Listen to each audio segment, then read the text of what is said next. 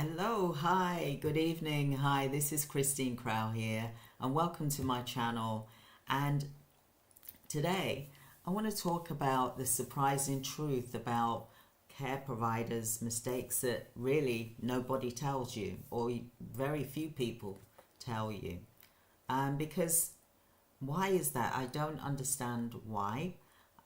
That we're not aware of this, but I'm going to go through this in this video with you today. So I hope everyone is doing well, and we're going to get straight into it. So welcome to my channel. So today I'm going to talk about the top 5 mistakes that you should avoid when running your care business, for example. So let's look at how you can really become experienced in your sector, okay?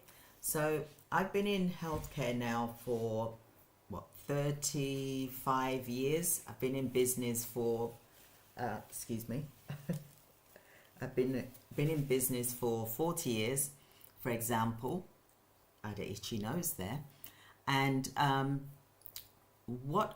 this is a good thing about it being live, isn't it? You can just be yourself, for example. But what I want to try and explain to you is that being in healthcare for 35 years, I've really seen a lot of things that have gone wrong that I've experienced, as well as seeing it with my clients as well.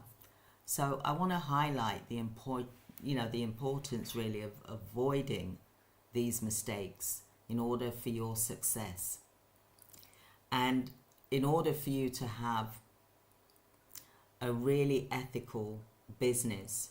For example, don't go hiring people because you're desperate to get them out to work when you haven't checked their credentials. They have to be 150% compliant. You cannot shortcut this whatsoever, because if you do and you get caught out, then you could lose your whole business. They could take the contracts off of you, and then you have to stop, for example. Okay? So the healthcare landscape that we're in, okay, the current state of it in the UK, in the industry, it is facing challenges. There's no way of saying it. It is facing challenges, but those challenges can be overcome as well. So it's not something that is unattainable, that you can't achieve your goals from this, because let me tell you, I am getting calls on a regular basis from clients that I've known for years, and they're doing well. They're thriving in this. However, they don't want to leave it to chance that if they was to lose a contract or something was to change, like for me, I had a contract for 5 years, and in the 3rd year things were, the recession was coming in, and it was like the council was like, look, we're going to cut the price down, and it's going to be like half of what you were getting. That's a big difference, isn't it? So, but also to bear in mind that 90%, I would say, of my clients were the council, for example. So don't put all your eggs in one basket, because that is a big mistake. You should have a variation of different businesses types, even though it's healthcare, but do different things like home care, supported living, for example. You could do recruitment care agency, for example. Do one at a time, get it strong, and then go and do the next thing, so that you've got multiple avenues. You're not relying on one avenue, because if that avenue gets blocked, then you can't get through. And that is not a good business to have, for example. Okay? Although it can run smoothly and well, but you just never know. You're leaving yourself at risk. Okay, so that was one of the things I wanted to explain. And some of the challenges that is happening at the moment is that the NHS, for example, the health secretary is saying that they want to reduce using agency. They want to cut on agency spend, i.e. they're trying to prevent carers and support workers going into the hospitals, the nurses, etc. They haven't really put a stop on that yet, but they really are saying we don't want agency coming in because the managers in the hospital could be penalised if they use agency, for example, too much, or there's an issue or something happens and it's under their, authority, for example. So that can be a challenge. But there's also the growing demand for care services in the UK. It's just growing. We're living longer. We're being more mindful about what we eat. We look after our bodies. We exercise. We're feeling that we can live to 100, 150, for example, because we're taking fitness, wellness, and health seriously. Mindset is a lot that can help you to keep yourself healthy as well.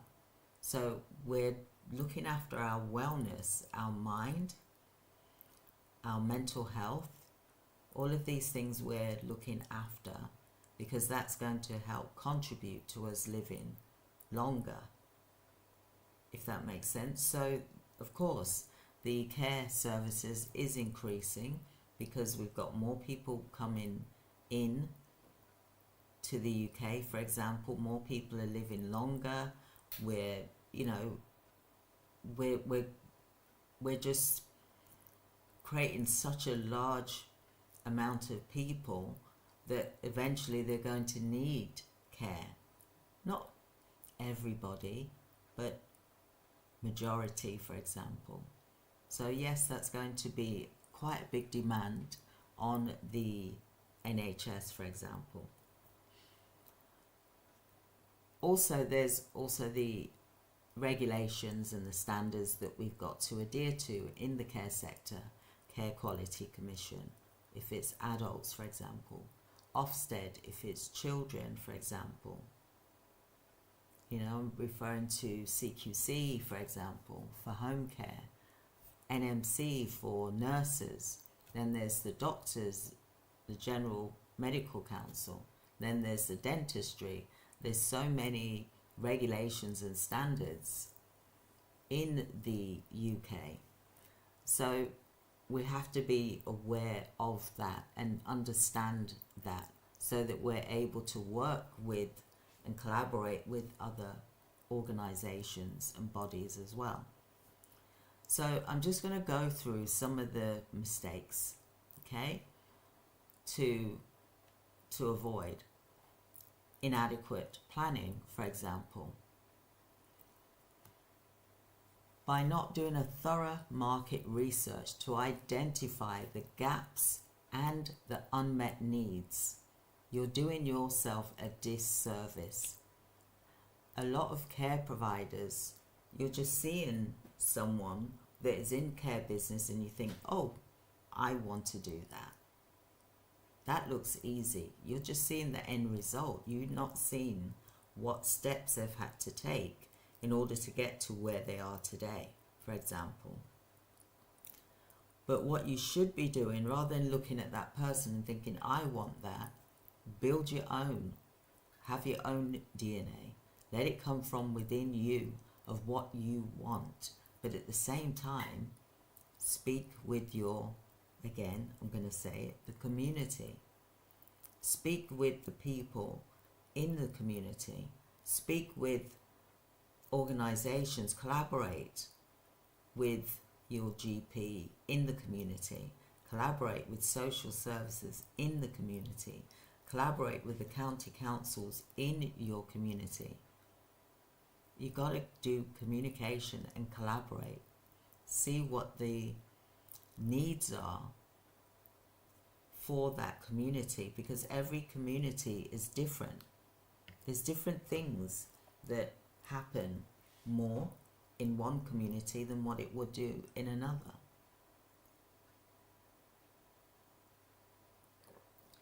Just drinking my tea there.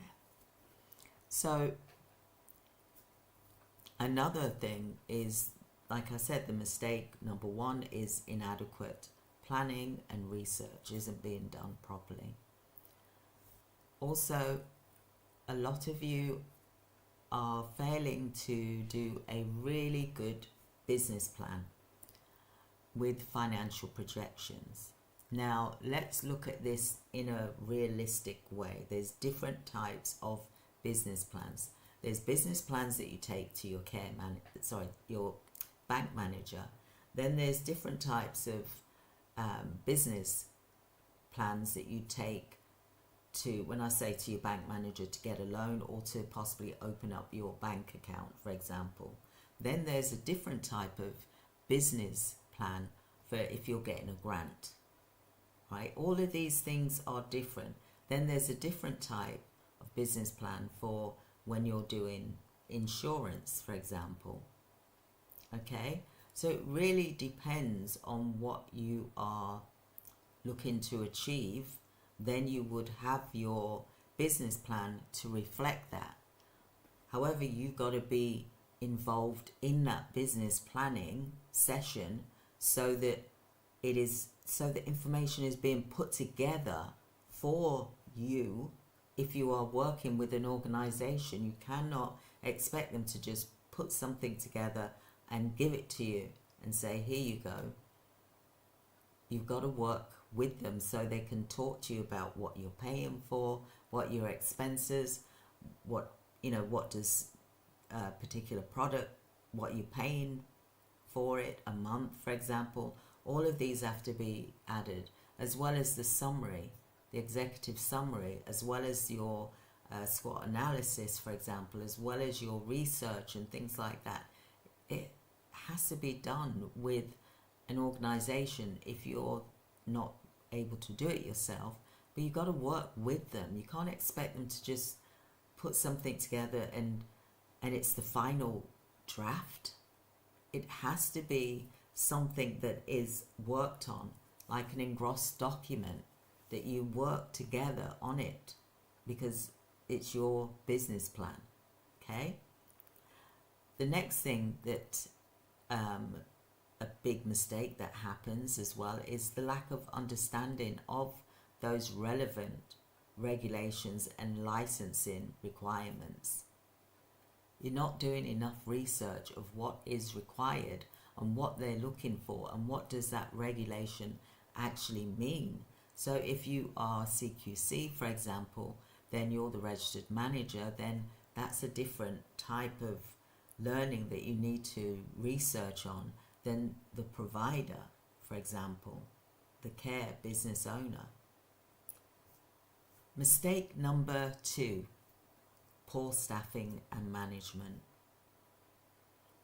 Hiring unqualified or inexperienced staff members can cause a problem if you don't train them. If you train them, then it's going to take a long time, years. It's not something that they're going to pick up instantly. It takes years. And when I say years, I'm saying that because I've done that when I've trained someone. It's taken them 2 years, and even then, if they've started off from the very, very beginning, where they know nothing, they still have got a lot to learn. They're just still like a child that knows how to feed themselves, that knows how to dress themselves, but they don't know how to deal with the real world, for example, how to overcome challenges, for example. So that person is still brand new. When like for example, I've been in business for 40 years, so I know a lot more than someone who was in their 20s. I know double, treble more, for example. However, someone in their 20s or younger can be good at certain other things as well. So it has to be like a complementary thing as well, okay? Back on to the mistake number 2, poor staffing and management, inadequate training and development opportunities for employees. You're not training your employees enough. I do training. As a matter of fact, I probably go over the top with training. I do videos as well, and I do meetings with the team to make sure that they understand what I've asked, and I'm like, show me, and then I have to say, show me again, let me see what I've asked you to do. This is the list for the week, every day. What are you working on today? That type of thing is what you need to be doing when you're just starting out, for example. Okay? So, inadequate training and development, like I said. However, there will be opportunities for employees once they get the hang of it as well. Okay? Now, insufficient staffing levels to meet the needs of service users. Well, this is happening in the NHS. It's happening in care homes, for example, and that's why they need you as an agency, and why the way you can get into this is by mentioning these problems that they're possibly facing, i.e. that they don't have the right staffing levels. That's where you need to step in. That's where you become available. That's the reason why you exist, due to this, for example. Okay, so that's mistake number 2. Mistake number 3 is neglecting communication and transparency. Lack of clear communication channels with service users, families and staff is something that is not being, sometimes it's not being taken seriously, because people run away with themselves and they think that they know everything, but yet they're not speaking to the service user to ask them what they want, or their families. Or maybe you could be doing the same with your staff. Failure to address complaints and feedback effectively. It's another mistake that you can fall into, especially if you're busy. But it has to be, the complaint has to be heard, and you listen to them. You get them to put it in writing so that you can read and take your time, and then you can respond to each section that is being referred to. So that is number 3. The third mistake, for example, is communication is lacking. Number 4 is you're ignoring technology and innovation. You're resisting the use of technology to improve your care delivery and its efficiency. That we've got to get with the program, we've got to get used to using this technology, and if you have to have extra lessons, then do it for the sake of your company. Failing to adapt to new trends and advancements, especially in the care sector, you'll get left behind. If you talk about how you've got this new technology and that you're using this technology and this is what it does and this is the benefit, for example, then that's going to want them to want to use your organization. So another mistake is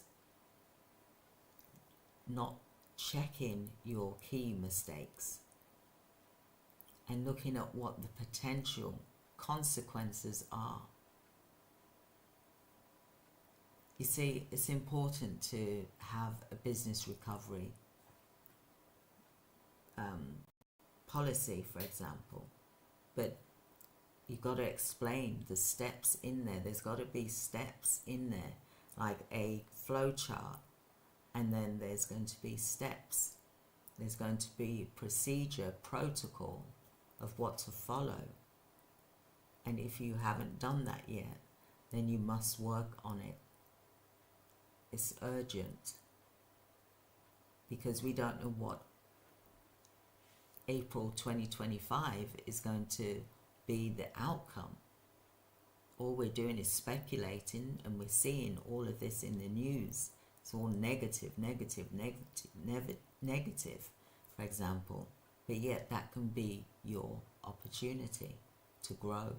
It's your environment to grow.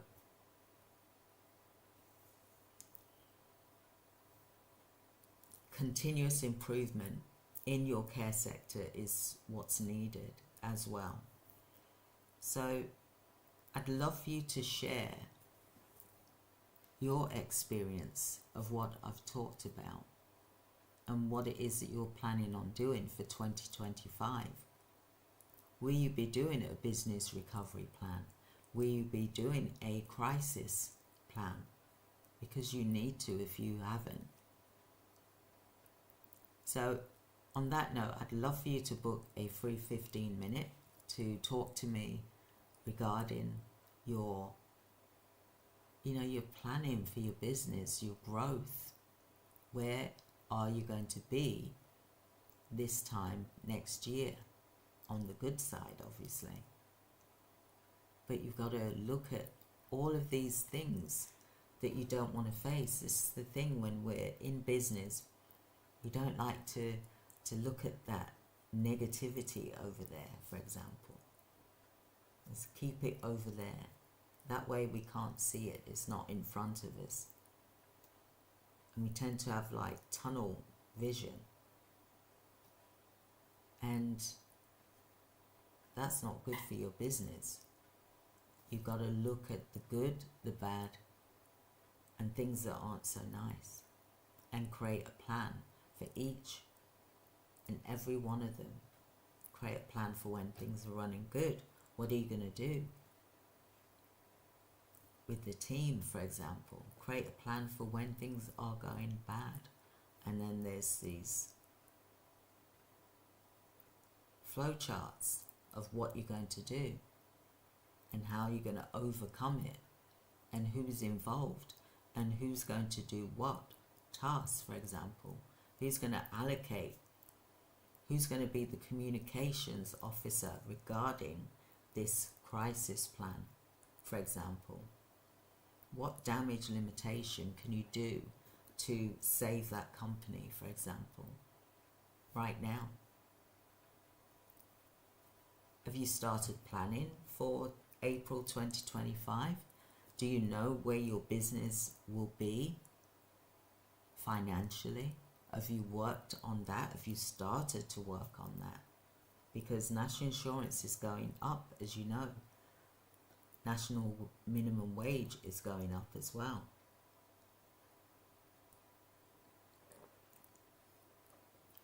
So what other business can you do? When I say what other business, the business that you've got already, but what additional extension can you do that's going to bring in that extra buffer to help you survive during during this uncertain time, for example, or when something happens, that crisis hits you, you've got something to pay, and then that problem is gone. Well, hopefully it should be, for example. So what is it that you could start doing now? Because if you're not doing it, you're making a big mistake. You really should be acting on this now. You should be looking at how is my business going to be come April at these inflation rates, for example. Then at the same time, what additional little business could you introduce that's going to cover for that eventuality? And then you can start saving money come January, for example. January, February, March, April. You got 4 months then. 4 months worth of money saved, which is what every business should have. 4 months worth of money saved. So they've got cash flow there. Because each business, each month, there should be cash flow that is put to one side.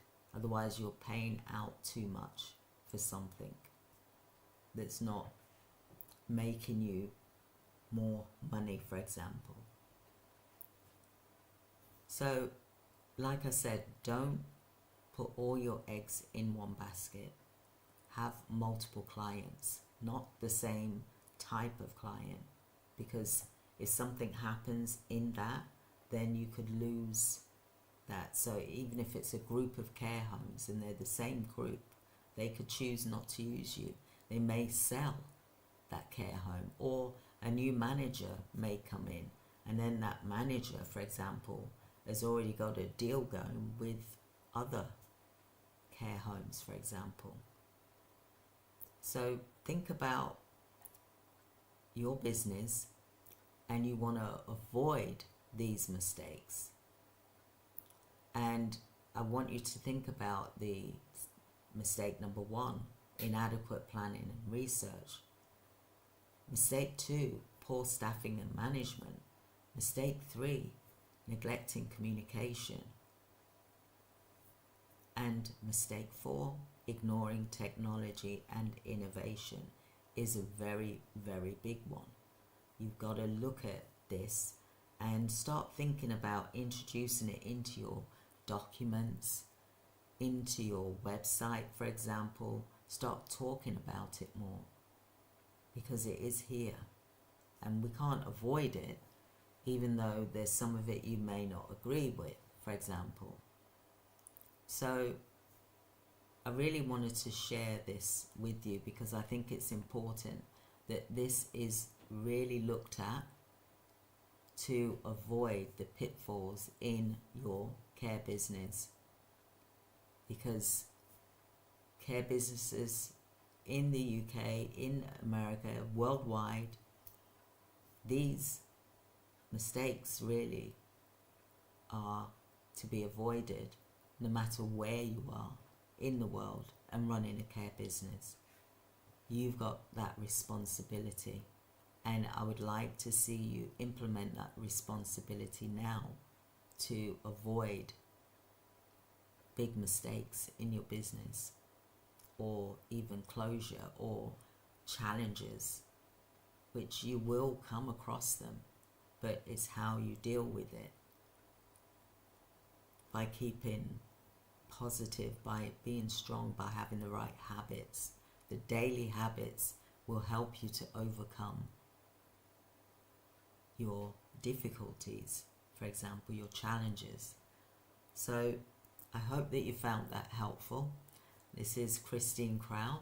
It's Friday, and enjoy your weekend. I will be coming on here live tomorrow and Sunday as well, and I look forward to sharing more insights, some CEO insights into your business, so that you can start thinking about it and making the correct decisions come April 2025. So thank you so much. I've really enjoyed talking to you today about the pitfalls, because we tend to ignore it as if to say it's not going to happen, but it's around us and it's waiting to pounce, but you're in control. So you're not going to be pounced on, because you know how you're going to manage these issues when they come to you, because no business is perfect. There's always something going on that is not nice for care providers, and I get that, I understand that, but you've got to also make sure that you've got a plan in place. So I hope that you found that helpful today, and I am so pleased that I'm here to talk to you. And please do like and subscribe to our YouTube channel so that I can share more insights with you, as well as you get up-to-date information. You know, today's Friday, and it's like, you know, it's been a busy week for us. Everyone's preparing obviously for Christmas, the holidays, for example. Some are going away on holidays, but I'll give you a roundup for us. What's been wonderful is we've been submitting these contracts for clients, and they've been getting the results. And I'm looking in the camera, in the face, to say I am so happy for them, so happy for the clients, because this is what we've worked for. This is why we work hard to do this for you. And I love it when clients are calling to speak with me to say thank you. They've attended the boot camp, or they've attended a program that I've done, and they've done extremely well.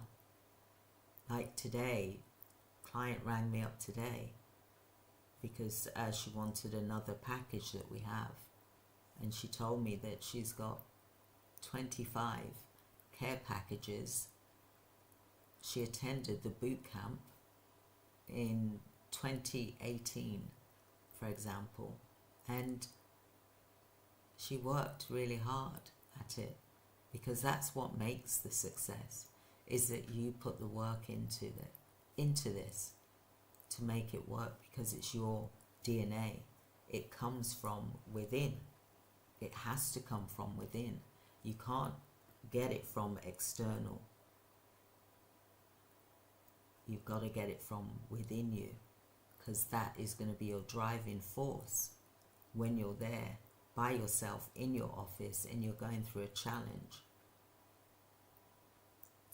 Then you've got that strength to push forward and to grow with your business as well. So thank you so much for being here today, everyone. I hope that this was helpful for you and you've made some notes, because you really do want to avoid making those mistakes that can be avoided. Obviously there's mistakes that can't be avoided, but if you've got a plan, then you know that this can be avoided. But you've got to look at it and test it and do your research with it. You've got to make all of what I've said today work and see what that's like for you.